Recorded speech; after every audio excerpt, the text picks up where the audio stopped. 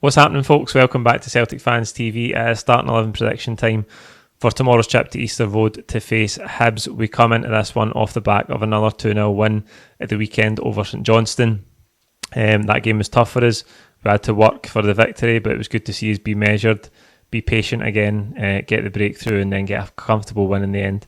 That is 4 wins in the spin now. It's 3 back-to-back 2-0 victories, which means 3 clean sheets on the spin as well. So these are all good building blocks for us. But as I said at the weekend in the post-match pint, I've been earmarking this game at Easter Road for weeks.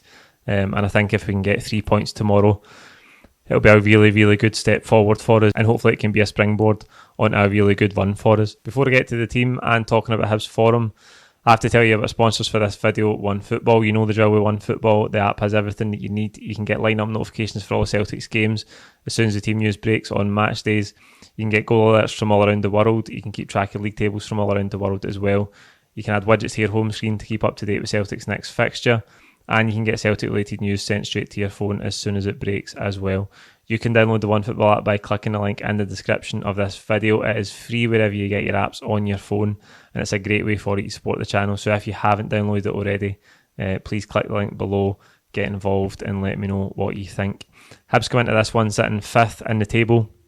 They had a good start to the season, Hibs, but it's tailed off in recent weeks. They've had 1 win in their last 6 and lost their last 3 to Rangers, Dundee United and Aberdeen at Pittodrie at the weekend. So they're in a bit of sticky form at the minute. Having said that, our record there is terrible. We haven't won there in the league since 2014. A 4-0 victory. It was the season that we wore this kit, which is why I've got this on. Virgil van Dijk scored a free kick. Timo Pukki was on the score sheet as well. And I know a lot of people say, aye, but they were out of the league for a couple of years.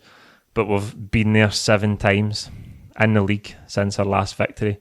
That's 5 draws and 2 defeats. So for some reason, we find it really, really difficult to go and play there. But this is a new team, a lot of new players, a new manager, and certainly a new approach. So I expect us to go there in good form as we are tomorrow, full of confidence.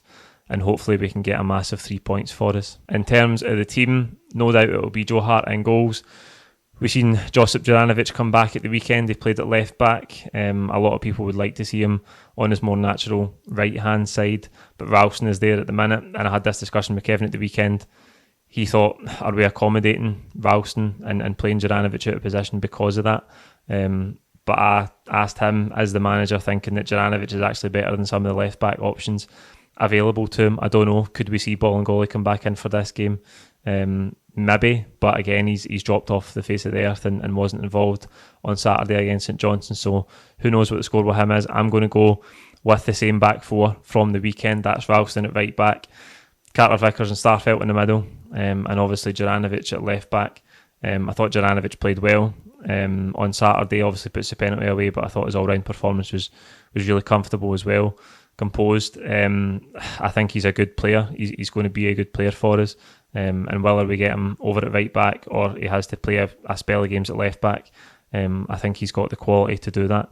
In midfield, I think it'll be the same as Saturday as well. Callum McGregor in that deep position. I don't expect any change there. Interesting, Martin was at the press conference for us with Callum McGregor today, and he asked him what's his preferred position and where would he pick himself if he was the manager. Where would he play himself? Do you know, it's a difficult question now. I've like you said, I've played in so many positions that I just think anywhere in the midfield. You know, I like being an 8 as well in terms of, you know, connecting the game and then going and joining in and, you know, and helping out with goals and assists as well. And then the position that I'm sort of playing just now allows me to dictate the game and, you know, build the attacks and get it through the thirds. So, you know, to be honest, I'd play anywhere for this club, and like you just touched on there, I'd even play in goals. But you know, I just love my football here, and you know, I'm happy to play wherever the manager wants me to play. I get the feeling Callum McGregor would maybe like to play as an 8, but he's more than capable of playing as a 6, and he's doing it to great effect at the minute. So I think he'll definitely start there tomorrow, and it'll be Turnbull and Rogic in front of him.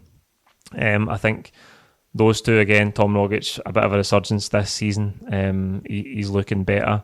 I think on Saturday, neither of the two of them were really effective. I think Jota again was the main man in unlocking the door, and Juranovic was involved in both goals as well. But we'll need a big performance from they two tomorrow. The front three is, I think, where the manager's going to have the biggest headache in the coming games, because we've got options up there now.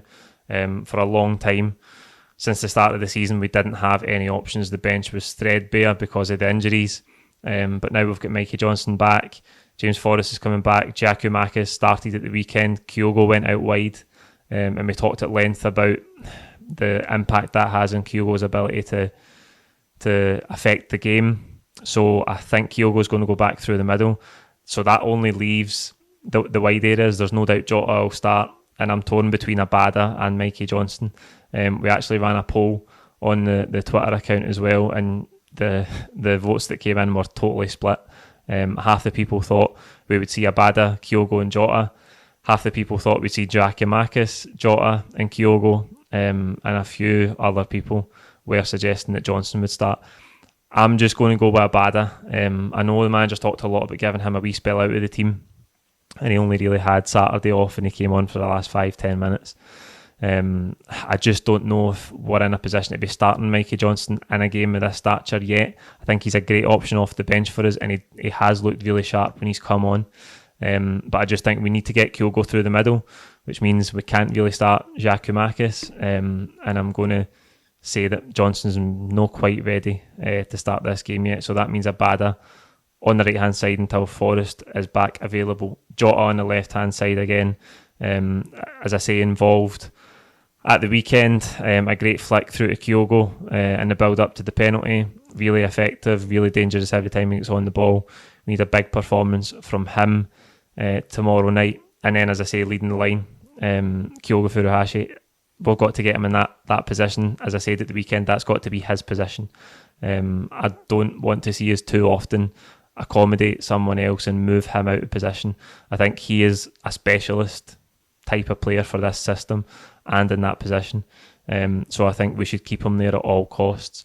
Okay, it's good to mix it up, it's good to rotate, and Giacomakis gives us different qualities, gives us a different option when we need it. And as I say, that option to rotate for the manager will be good as we go through the season and the games pile up.